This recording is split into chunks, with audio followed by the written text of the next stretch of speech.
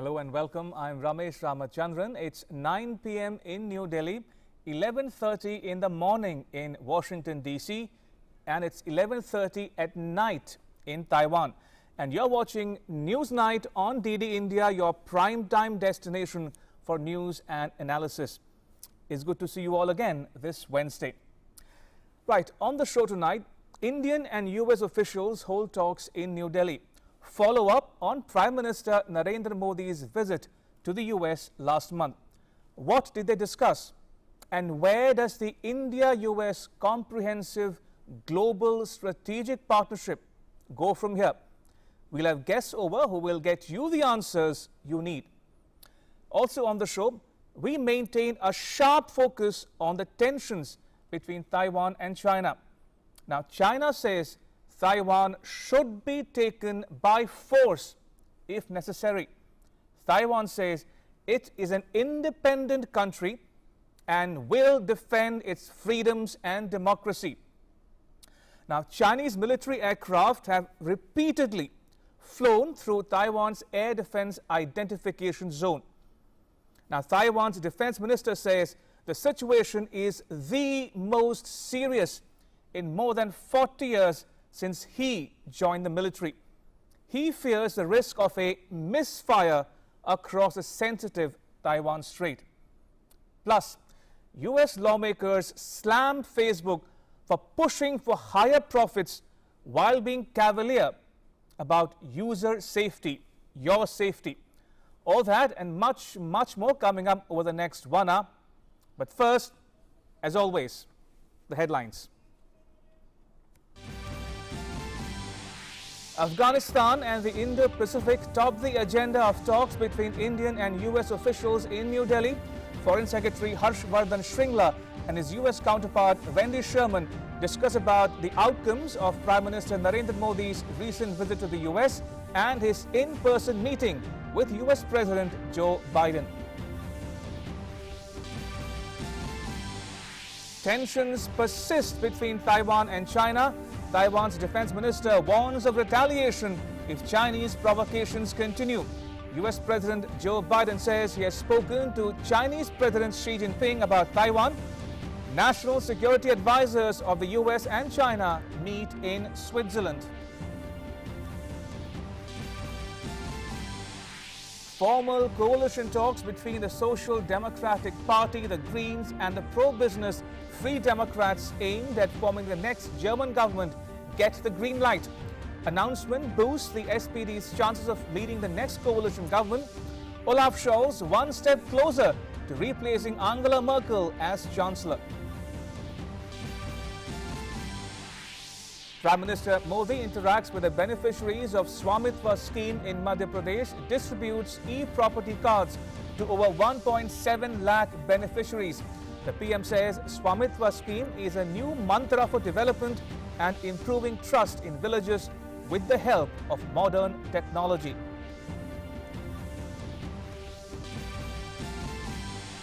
India's chief economic advisor K. Subramanian exudes confidence that Moody's will further revise its 6% average growth projection for India. Says India's fiscal prudence and pace of reforms can fuel a potential growth rate of around 9.3%. Cabinet approves setting up of 7 mega integrated textile, region and apparel parks under the PM Mitra with a total outlay of over 4,400 crore rupees over a period of 5 years. It aims to generate 1 lakh direct and 2 lakh indirect employment per park.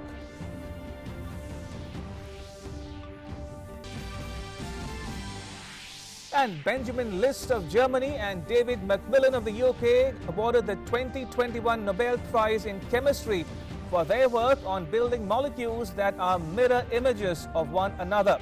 Their chemical toolkit has been used for discovering new drugs.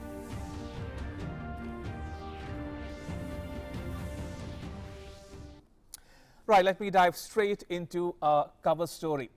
Afghanistan and the Indo-Pacific topped the agenda of discussions between Foreign Secretary Harshvardhan Shringla and his U.S. counterpart in New Delhi.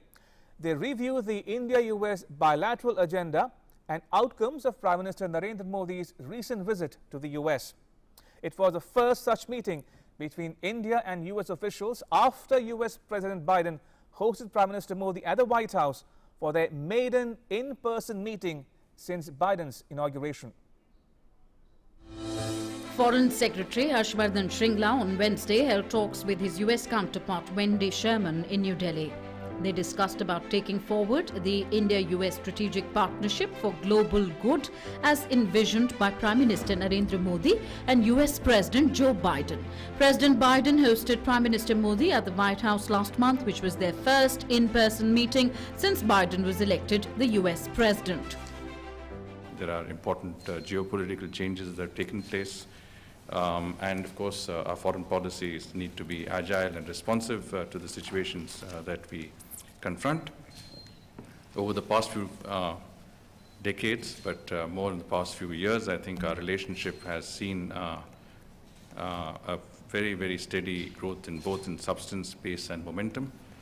And the solid foundation in bilateral ties, the enhanced level of understanding and trust have led to more active and regular engagements in matters of strategic interest as well as in global issues.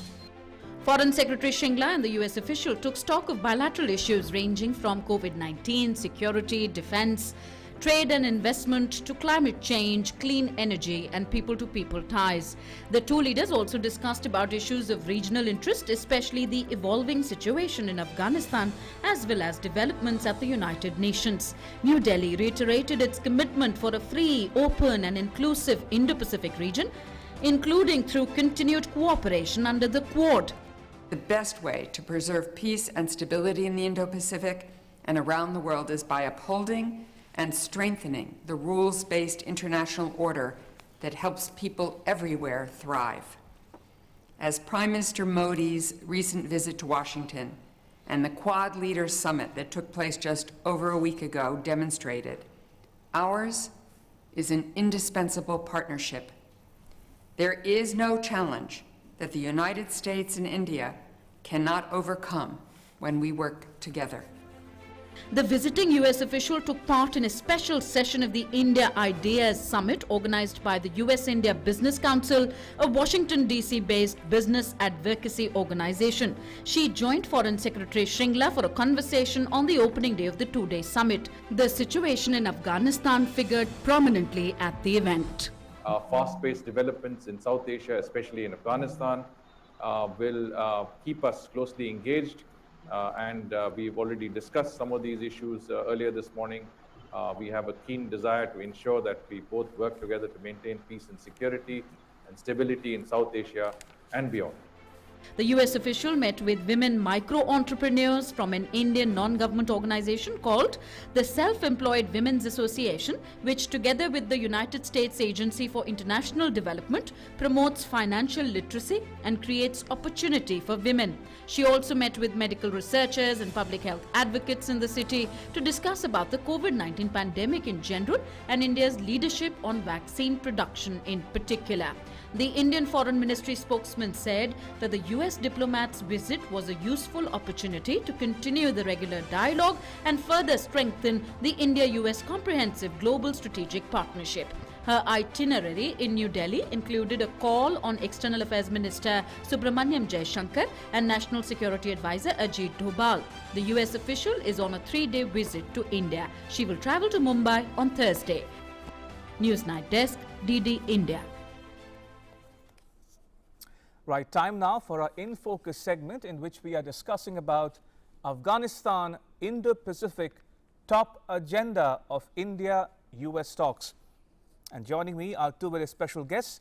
Ambassador Manjeev Puri, he is a former Indian envoy to Nepal, the European Union, Belgium and Luxembourg. He also served as a deputy permanent representative to the United Nations in New York and was a lead climate change negotiator. And joining me is Professor W.P.S. Sidhu from the Center for Global Affairs at New York University in the U.S. Ambassador Puri, Professor Sidhu, welcome to DD India. Now, before I come to the subject of our discussion, Professor Sidhu, may I begin by asking you for your take on the visit of Prime Minister Modi to the U.S. What did you make of the optics and outcomes of that visit, and how might that impact the relationship going forward? I ask you because Minister Jaishankar says the India-U.S. relationship as it exists today is a quote-unquote a very good fit. And Wendy Sherman said in New Delhi just several hours ago that this is an indispensable partnership. Thank you very much, Ramesh, for having me on the program again and on this important topic. And I think both of those quotes that you just gave are very familiar to those who are looking at Indo-U.S. relations. The Americans have been saying for the longest time, this is in fact an indispensable partnership. We haven't heard as much about that this is a perfect fit as we have now heard from Minister Jaishankar. I think the important thing to put this into context is, as we've talked on different occasions, is the pace of the India-U.S. relationship is certainly accelerating. And it's accelerating not just at the bilateral level, but also at the plurilateral level. The best example of that is the Quad, but also at the multilateral level, which is the United Nations and other international issues, including COVID and climate change as well. So you can see that this is really becoming a multi-pronged relationship and a multi-layered relationship as well, in addition to being multi-sectoral as well. So I would strongly agree with both of those quotes and say that the pace is certainly picked up in this bilateral relationship. Absolutely. Ambassador Puri, we are told that the two principals, in this case Foreign Secretary Shringla and his U.S. counterpart Wendy Sherman, discuss everything from COVID-19 pandemic, defense, security, trade, investment to climate change and clean energy. Now, this falls under the rubric of how Prime Minister Modi put it, the 5 T's: tradition, talent, technology, trade and trusteeship. Now, what did you make of the deliberations in New Delhi this afternoon? Ramesh, thank you very much. Look, I think Wendy Sherman's coming to India is very important.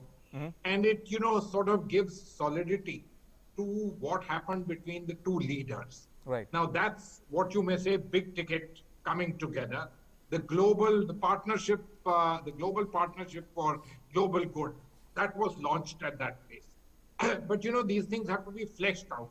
And I think somebody at the level of Wendy Sherman, the Deputy Secretary of State coming to India, is a very good indication and a signal that the United States, not just India, that the United States wants to take this partnership in a meaningful and in a meaty manner forward. Right. So it's not just the words that this is a perfect fit or this is an indispensable relationship. They are bringing convergences together on taking this relationship. But and of course, the meeting with the Foreign Secretary, which was the formal meeting with their delegations, they had to go through the entire agenda, go through issues which are on strong convergences, issues which are on which things have to be still built. That's the nature in the way these things happen. But I think particularly important would have been her meeting with the foreign minister as well as with the national security advisor, who are truly at the apex of decision making as far as India is concerned. Let me also make one more point. Sure. Everything was good. The optics were great. The visit of the Honorable Prime Minister to the U.S. was particularly well received, and it cemented this personal chemistry between the two, or rather built this personal chemistry between the two.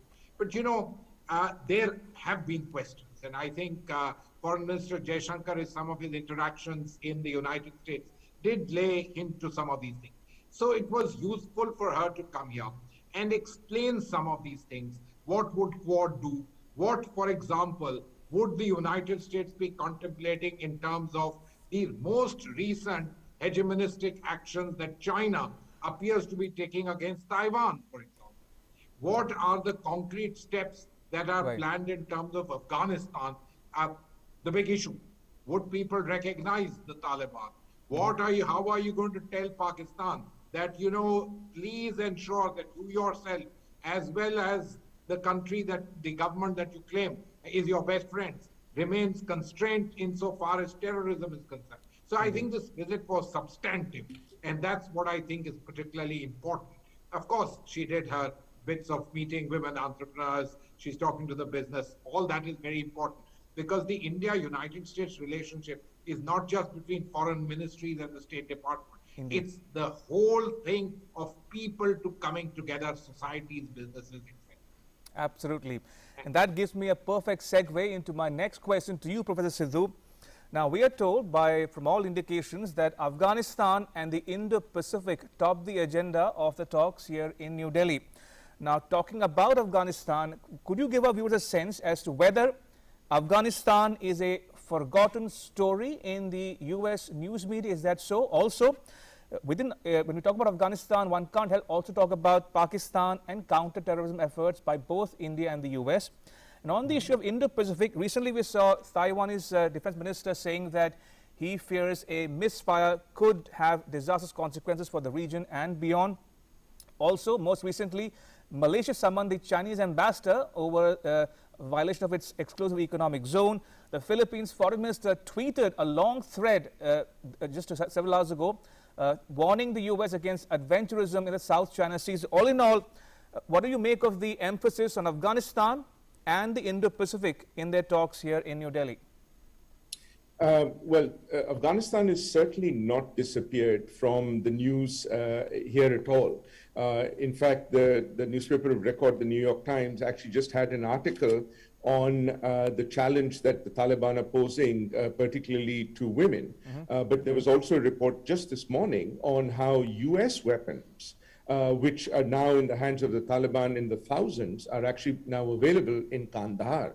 So clearly, there are a lot of concerns for both the countries. And as we know, very often, weapons that land up in Afghanistan are then used in other parts of the region as well, right. Including on attacks on India. So that's an important component to keep in mind. And also the fact, I think it's really important, we may not recognize or appreciate the significance of this, that Wendy Sherman is also going to Pakistan after her visit to India. Now, very often in the past, this would have caused a certain degree of consternation. But because of the level and the range of the relationship between India and the United States now, the new understanding, I think New Delhi would welcome that kind of an engagement with Pakistan as well, to make sure that India's interests are also secured by the United States, which has its own relationship with Pakistan. So I think this is a very important element, and not surprisingly, it's very much at the top of the list. Turning very quickly to Quad, sure. I think there the situation is somewhat more challenging and perhaps a little complex. So first of all, and I'll just make 2 or 3 points. Number one, the Quad is actually providing an alternative to the China dominance of the region. Because until now, it was really, only China or the United States. But the fact that you have the Quad and the fact that the United States is appearing to be sometimes absent-minded in the Indo-Pacific. So the fact that you now have other countries that you could depend upon is something which is to be welcomed and is welcomed by some of the countries in that region as well. But at the same time, there is also concern in those regions, and that's, I think reflected in some of the tweets and some of the other references you made, by countries that they do not want to be caught in this other conflict, having just caught out of the Cold War, in another conflict between the Quad countries and China in many ways, shape, and form. Third, of course, from the Indian point of view, there is also a concern that while Quad, and particularly the principles of Quad, for an open, inclusive, fair Indo-Pacific is very much on board. It is something that it's very willing to do.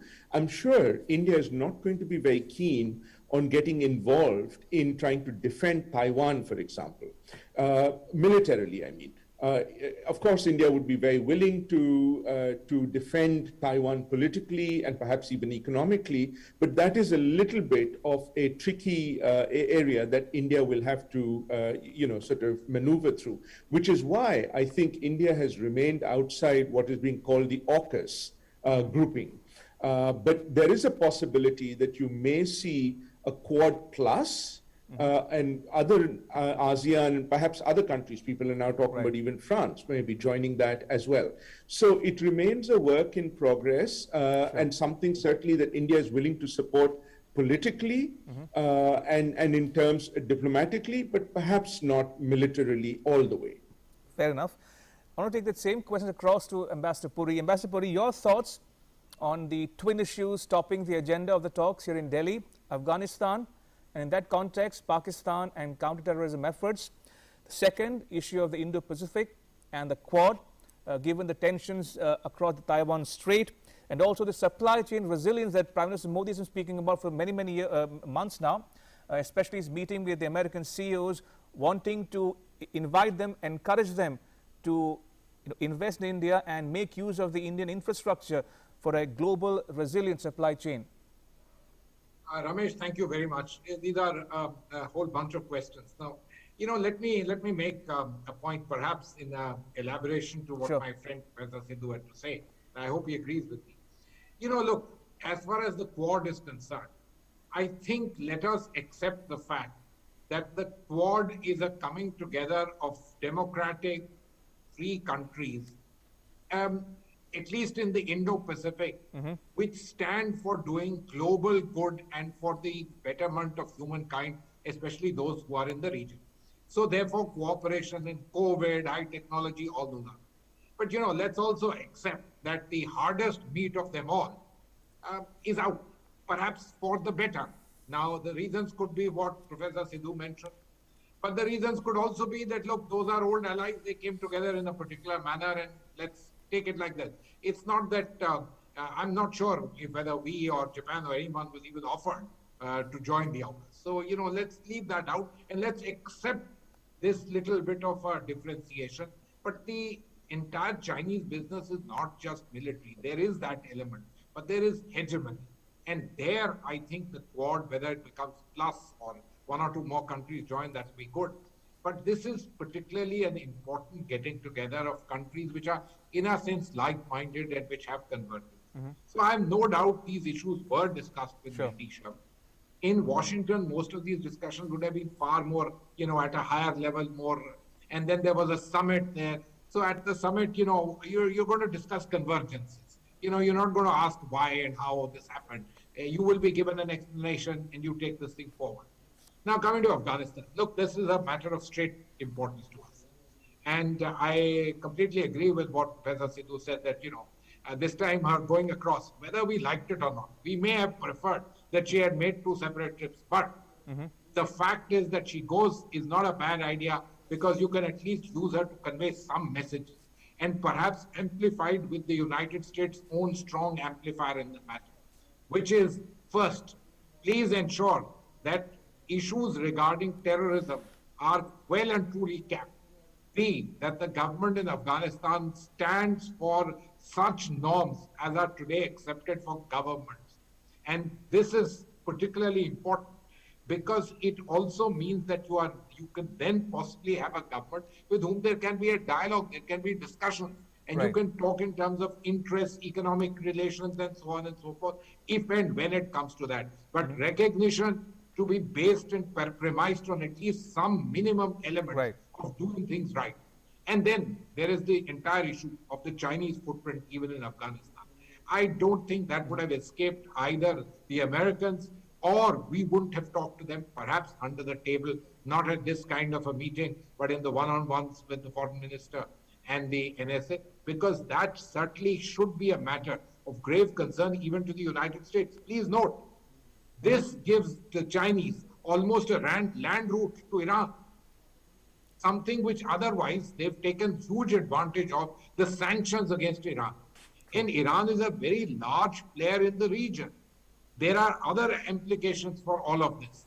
And what does it mean in terms of Chinese influence, perhaps even in the Middle East, one of the few places where they really were not very influential in the past. So all these elements of geopolitics, quite apart from the fact that now they have a way in right across the northern part of India, going right into to Iran and further. I think these are very important issues. Absolutely. And Ms. Sherman's visit would have been very important to discuss some of them. Indeed. I'm running out of time, so one last question to both my guests, starting with you, Professor Sidhu. Let's talk a bit about the irritants, if you will, in the relationship. We hear about and read about the H-1B visa issue, Social Security totalization agreement, and also This talk about a limited trade deal between India and the U.S. What are you picking up about the latest on these two counts? The mobility issue of Indian workers and employees in the U.S. and two, about the trade pact. Well, the mobility issue has been an eternal one, between these two countries for as long as we know. And I think in some ways, India, among that particular visas, actually has a very privileged position in the sense that perhaps the single largest recipients have been Indians. Now, this doesn't mean that it cannot be expanded further, but I'm sure there's also going to be a little bit of a give and take and a sense of saying, well, in counter relation to that, how many Americans might be able to engage in work in India in a similar way and context as well, because I think that's where the relationship is going to develop further too. Right. So that's the first element. The second, of course, is trade, which you've talked about, and there are certainly a number of irritants there as well, which I know the two sides recognize, but are also trying to chisel away. But mind you, these are not only unique to US and India, they also exist between US and other allies. For example, look at the Airbus-Boeing fight and tussle that you've sort of seen. But third, and perhaps the greatest area where I think there may be a possibility of convergence is actually on the agricultural field. An area. There's something, where, as you know, it's quite a big political debate within India as well, but also potential that if you can get that right, then here are two countries which could actually work together on that very, very closely. And there is a history. India's Green Revolution began and with support from the U.S. Indeed. Ambassador Puri, you get the last word very quickly, please, if you don't mind. The irritant in the relationship, the mobility issue, the trade pact. Ramesh, I have no doubt that trade is an irritant. It will remain an irritant. And I firmly believe, while Professor Sidhu has very generously said that it mirrors the United States issues with other countries. Come on, those are similar countries and they play similar games. We need to buck up. I mean, I'm very clear in my mind on that. And I understand my own kith and kin and ilk, what they have to say. But frankly speaking, it is our largest trading partner. It's one that we have even identified as preferred and champion. Let's get going. Your H-1Bs, etc., are totally mired in US domestic politics. But we are progressing as they are seeing benefits by these things happening. But trade, in my opinion, I think it certainly requires a certain amount of look-in, even from the top in India. Right, fair enough. May I thank both my guests, Professor Sidhu and Ambassador Puri, for joining us here on Newsnight. Appreciate it. Right, shifting focus to the other big story we are tracking here on Newsnight. Tensions persist between Taiwan and China. Now, Taiwan's defense minister has warned of retaliation if China continues its provocations. Meanwhile, U.S. President Joe Biden says he has spoken to his Chinese counterpart Xi Jinping about Taiwan. This even as the national security advisors of the U.S. and China meet in Switzerland. More in the next report. Taiwan's defense minister describing tensions with China as being at their worst in 40 years. Chiu Kuo-cheng also warned of the risk of a military conflict. We are not committing any provocations, but if we make them mad, just like with us, if you make us mad, we'll also show you what capabilities we've got. The National Army should strengthen preparations for war. Even if there are other ways to resolve the situation, military capabilities are a great means of support, so we'll stick to that. His comments came after China sent 148 military jets into Taiwan's air defense zone over 4 consecutive days. Meanwhile, U.S. National Security Advisor Jake Sullivan and China's top diplomat Yang Jiechi began talks in Switzerland on Wednesday in a bid to improve communication despite tensions over hotspots including Taiwan. On Tuesday, U.S. President Joe Biden spoke to Chinese President Xi Jinping about Taiwan. I've spoken with Xi about Taiwan. And they agreed to abide by the Taiwan Agreement. Newsnight Desk, DD India. Now, Germany's Greens and the Liberal FDP on Wednesday said that they'd chosen to start three-way coalition talks with the centre-left SPD, dealing a blow to outgoing leader Angela Merkel's party. The move puts the Social Democrats' Olaf Scholz a step closer to the top post. Now, Scholz led the SPD into the election last month. His party came first with 25.7% of the vote, followed by Merkel's centre-right CDU-CSU bloc at 24.1%. Formal coalition talks between the Social Democratic Party, Greens and pro-business Free Democrats aimed at forming the next German government got the green light on Wednesday. The announcement boosts the SPD's chances of leading the next coalition government, with the party's candidate for Chancellor, Olaf Scholz, one step closer to succeeding outgoing Chancellor Angela Merkel and leading Europe's largest economy into a new era. The Greens have made the proposal to jointly hold a first exploratory talk with SPD. We have accepted the proposal for talks with SPD in order to explore common grounds that will move our country forward. I have just offered Mr. Scholz, in agreement with the Greens, that we meet as early as tomorrow for such a discussion between three of us. Meanwhile, Armin Laschet, chairman of Angela Merkel's Christian Democratic Union, said his party would respect the decision by Greens and FDP. There are now joint talks between the FDP, the Greens and the SPD. We have signaled that we are also ready for further talks. But the decision with whom to talk and in what order lies with the FDP and the Greens. And that's why we respect their decision. The CDU and the CSU are ready for talks. Laschet indicated that three-way talks with the Social Democrats on forming a new coalition government following a national election late last month may begin as early as Thursday. Germany's federal election on September 26th was a cliffhanger. Preliminary results indicated that the Social Democrats will be the largest party in the new Bundestag, just ahead of the conservative Christian Democrats and their Bavarian ally, the Christian Social Union. Now, after a fragmented result and now with Laschet's readiness for talks, a rare three-party government in Germany looks likely. Newsnight Desk, DD India. Moving on, Benjamin List of Germany and David Macmillan of the United Kingdom have won the 2021 Nobel Prize in Chemistry. They were awarded on Wednesday for their work on building molecules that are mirror images of one another. The winners were announced on Wednesday by the Royal Swedish Academy of Sciences in Stockholm. The chemical toolkit has been used for discovering new drugs and making molecules that can capture light in solar cells. The Nobel panel said that in the year 2000, List and Macmillan had independently developed a new way of catalysis. The prestigious award comes with a gold medal and 10 million Swedish krona. That's 1.13 million US dollars. So the prize in chemistry this year is for the development of a method to make molecules, to synthesize molecules. Benjamin List and David Macmillan, the two prize winners, have discovered a method to make molecules cheaper, simpler, and more environmentally friendly. And specifically, this is about developing what's called a catalyst. A catalyst is a method to accelerate a chemical reaction, so you can make it faster and you can make it go more directed to the molecule you actually want. International ratings agency Moody's has upgraded India's rating outlook from negative to stable. The decision to change the outlook to stable reflects Moody's view that the downside risks from negative feedback between the real economy and financial system are receding, the rating agency said. Now, Chief Economic Advisor Dr. K.V. Subramaniam, in an exclusive conversation with DD India, said looking ahead, it expects India's real GDP growth to average around 6% over the medium term, and India's fiscal prudence and pace of reforms can fuel a potential growth rate of around 9.3% in fiscal year 2021-22.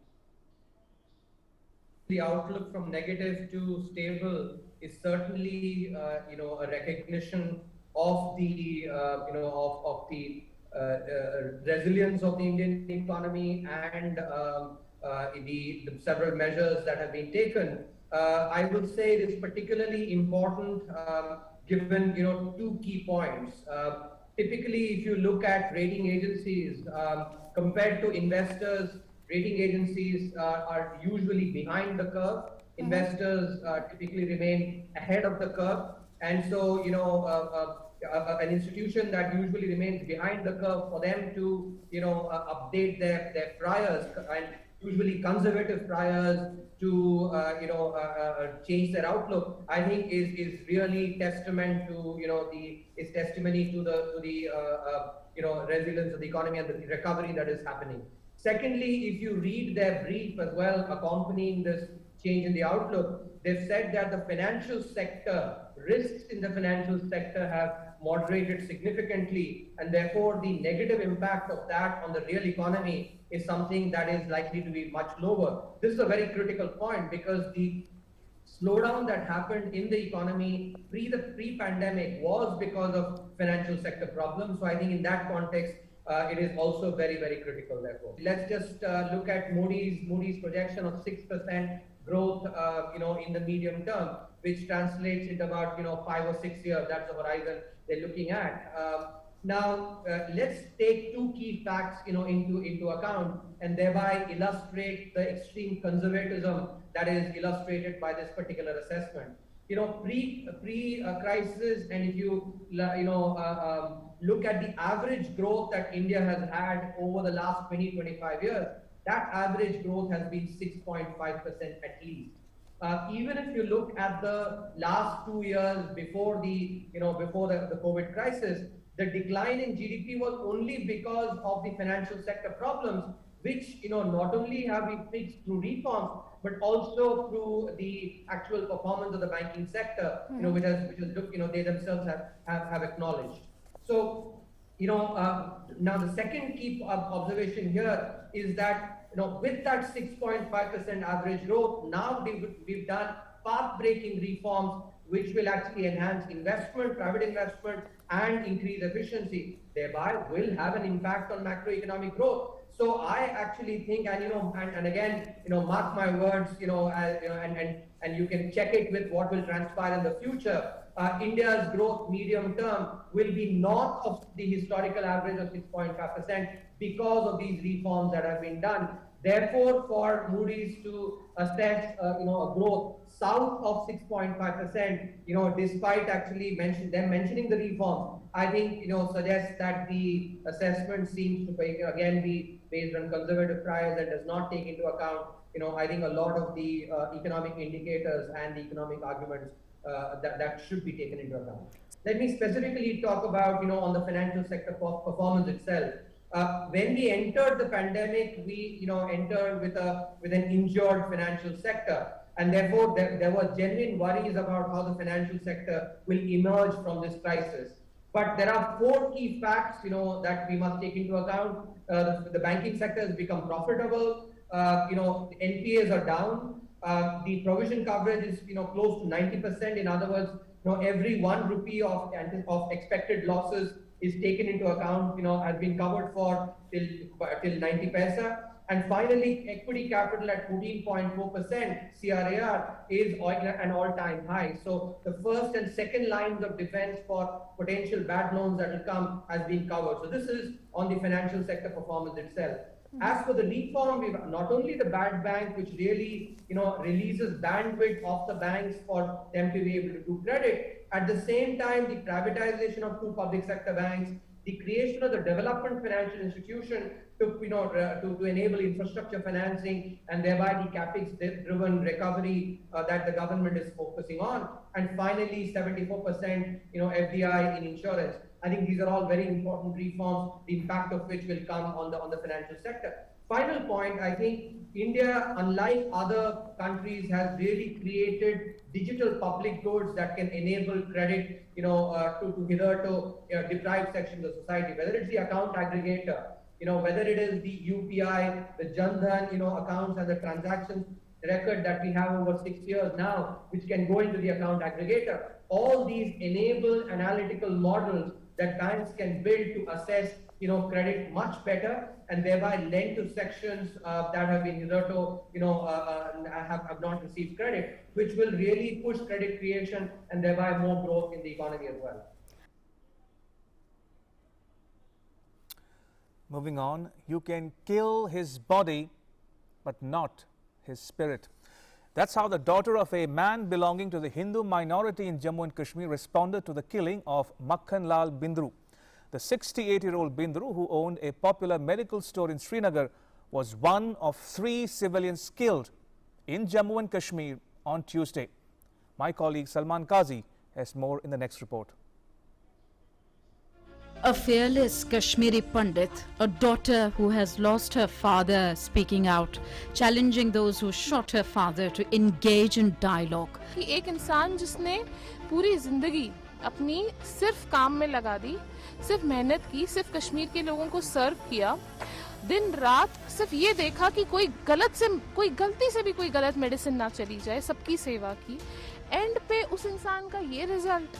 On Tuesday evening, Makhan Lal Bindru, 68, a Kashmiri Pandit and the owner of one of the most popular medical stores in Srinagar, was fired upon around 7 p.m. while he was attending his customers. He suffered multiple injuries and was declared dead at a Srinagar hospital. Bindru was among the Kashmiri Pandits who did not leave the valley at the onset of militancy in 1990 in Kashmir. Kashmiri Pandits in Jammu took to the streets to protest against civilians, especially Pandits being killed by terrorists. Kashmiri Pandit को मारना, mister Bindroo को, ये बिल्कुल दर्शा रहा है कि वो घबरा गए हैं, कि वो प्रॉपर्टियां चली जाएंगी, व्यवस्था खत्म हो जाएगी, इसलिए अब वो इस तरह की साजिश रचने का प्रयास कर रहे हैं. आप देख रहे हैं कि पिछले 2 साल से 1.5 साल से जो सॉफ्ट टारगेट किलिंग हो रही है पर्टिकुलर किसी समुदाय की, कश्मीरी पंडित को ही टारगेट बनाया जा रहा है. और ये कहना चाहते हैं कि कम से कम जो रूट है इसका यहाँ तक पहुँच जाए ताकि इनका पता चल जाएगा वाकई बात क्या है. Tuesday also saw 2 other civilians being gunned down. In a separate incident, a non-Kashmiri street vendor was shot by terrorists near Madina Chowk Lal Bazar in Srinagar. The deceased, identified as Virendra Paswan, was a resident of Bihar's Bhagalpur. In the third terror attack of the day, another civilian was shot dead by terrorists in Bandipora district in North Kashmir. Muhammad Shafi Lone, a resident of Naidkhai, was killed by terrorists in Shahgund area of Bandipur. He was rushed to a hospital but was declared dead. Security forces in Srinagar launched search and cordon operations to nab the culprits. Lieutenant Governor of Jammu and Kashmir also condemned the killings on Twitter. The Lieutenant Governor said, "I strongly condemn the killing of civilians Shri Virendra Paswan and Shri Muhammad Shafi Lone by terrorists. The barbaric act of killing innocent people is against humanity. Terrorists will never succeed in their nefarious designs, and those responsible for such heinous acts shall be brought to justice. My heartfelt condolences to the bereaved families in this hour of grief." Even as all the 3 killings are still under investigation and no terrorist group has been named by the authorities, several little-known groups in the valley have claimed responsibility on social media. India on several counts has exposed Pakistan's hand in fueling cross-border terrorism in the valley. The most recent instance was the surrender of a Lashkar-e-Taiba terrorist who was attempting to infiltrate LOC on 28th of September. Pakistan continues to raise the issue of Jammu and Kashmir at the UN. The most recent instance was when India exercised its right to reply at the UN General Assembly on 5th of October. We expect nothing new from this delegation that harbors a deep sense of insecurity and orchestrated hatred for India as the epicenter of global terrorism. Pakistan is the biggest destabilizing force in the world and has repeatedly indulged in cross-border terrorism against its neighbors. They have no regard for UN principles. While Pakistan's permanent representative speaks about peace and security here, his Prime Minister glorifies global terrorists like Osama bin Laden as martyrs. In a veiled message to Pakistan during his address at the 76th UN General Assembly, Prime Minister Narendra Modi had said regressive thinking, countries that are using terrorism as a political tool, have to understand that terrorism is an equally big threat to them. With Salman Qazi, Newsnight Desk, DD India.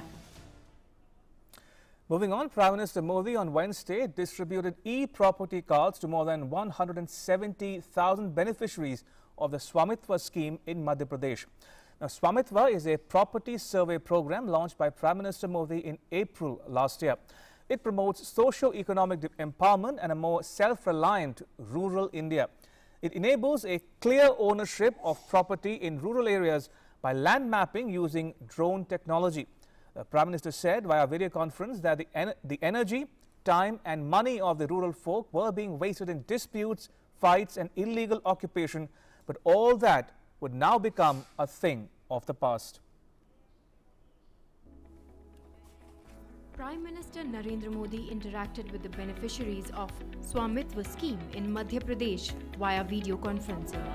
Prime Minister also distributed e-property cards to 1,71,000 beneficiaries under the scheme on the occasion. Prime Minister said that Swamitva will help people to get loans easily from banks. गांव में रहने वाली करीब 22 लाख परिवारों के लिए property card तैयार हो चुका है। अब देश के अन्य राज्यों में भी इसका विस्तार किया जा रहा है। एक प्रकार से वो पायलट प्रोजेक्ट था ताकि आगे चलकर के योजना में कोई कमी न रह जाए। अब पूरे देश में इसको विस्तार किया गया है। Prime Minister said that it is very important to remove the country's villages, village property, land and house records from uncertainty and mistrust. PM Swamitva Yojana is going to become a huge strength of people living in rural areas in this direction. जिन नागरिकों के पास अपनी property के कागज नहीं होते, उन नागरिकों की वित्तीय क्षमता हमेशा कम रहती है और कम होती जाती है। प्रॉपर्टी के पेपर ना होना एक विश्वव्यापी समस्या है। देश के गांवों को, गांव की प्रॉपर्टी को, जमीन और घर से जुड़े रिकॉर्ड्स को अनिश्चितता और अविश्वास से निकालना बहुत जरूरी है। इसलिए पीएम स्वामित्व योजना गांव के हमारे भाइयों और बहनों की बहुत बड़ी ताकत बनने जा रही है। Swamitva scheme plans to map inhabited lands in rural areas using latest drone technology. So, the scheme will also boost the ecosystem of drone manufacturing in the country. इससे सटीक लैंड रिकॉर्ड्स और जीआईएस मैप की वजह से अब ग्राम पंचायतों को ग्राम पंचायत के डेवलपमेंट प्लान को बेहतर बनाने में भी मदद मिलेगी। भाइयों और बहनों, स्वामित्व योजना के जो लाभ आज दिख रहे हैं वो देश के एक बहुत बड़े अभियान का हिस्सा है।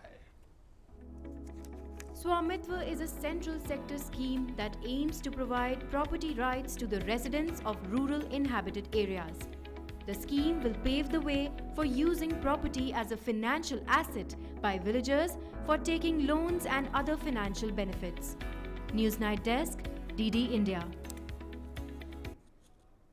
The Union Cabinet on Wednesday approved the setting up of 7 mega integrated textile, region and apparel parks with a total outlay of more than 4,400 crore rupees over 5 years. Now, people working in the textile sector welcomed the decision. They called it a revolutionary step. The Cabinet also approved the productivity-linked bonus equivalent to 78 days' wages for the financial year 2020-21 for all eligible non-gazetted railway employees, excluding the RPF or the RPSF personnel. My colleague Rishi Kumar reports from New Delhi.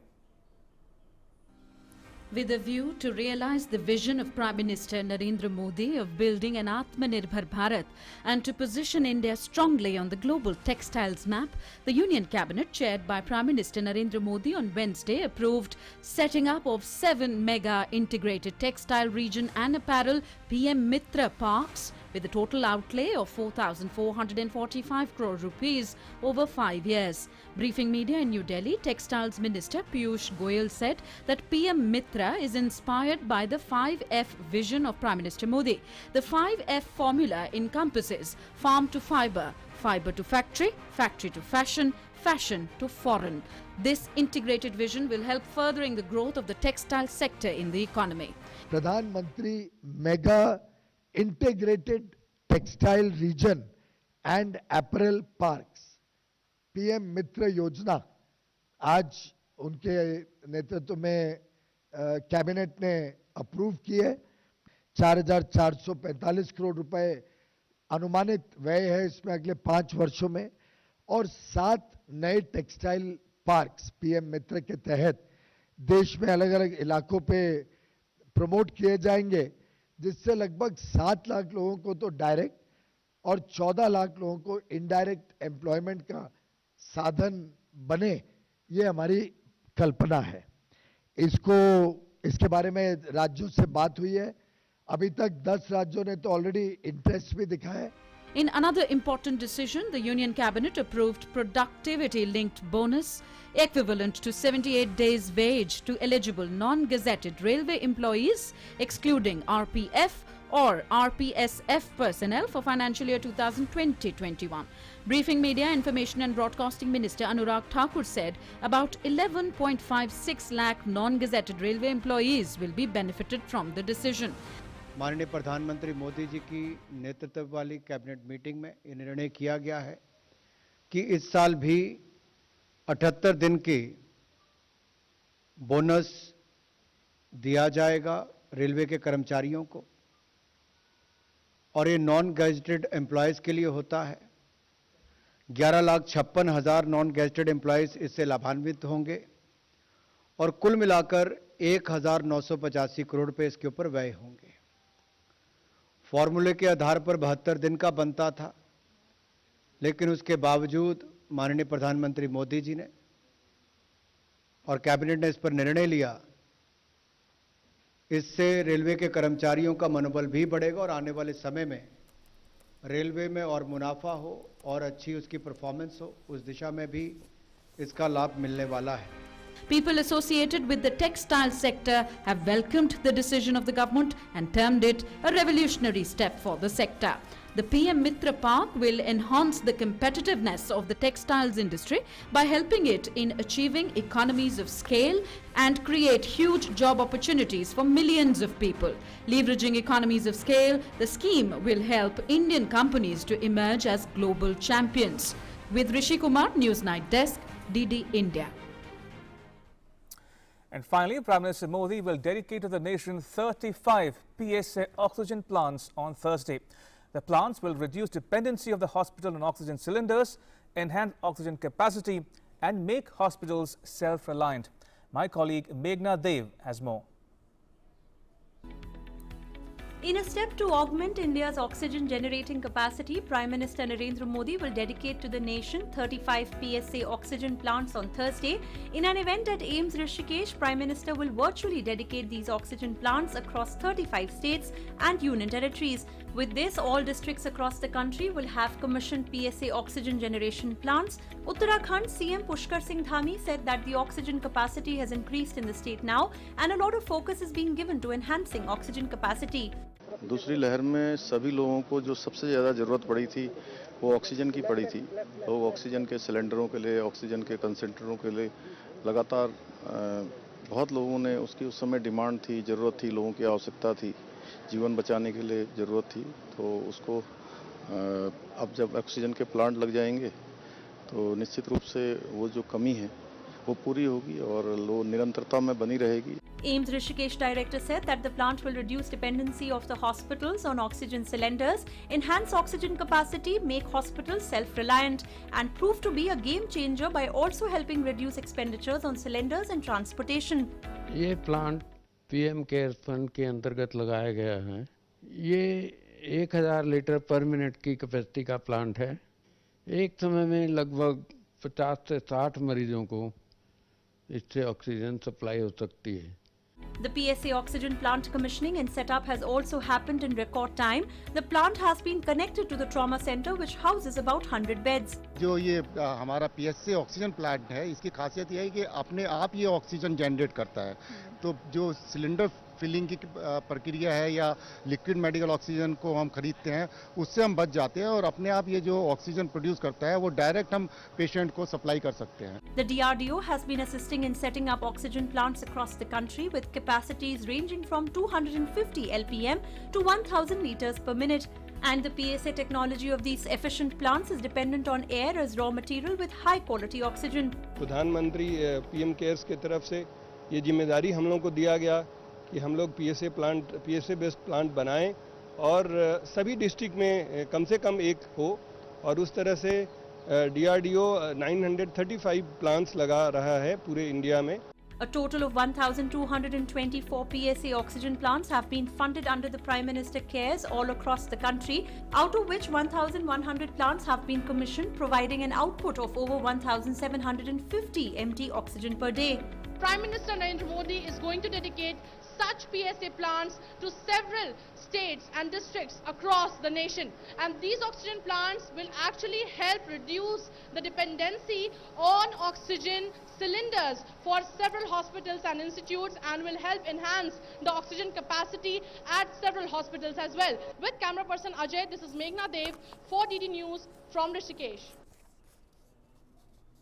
And with that, it's a wrap. But news continues here on DD India. You can catch all the latest updates on our social media, mobile and digital platforms. Thanks for watching. Bye-bye.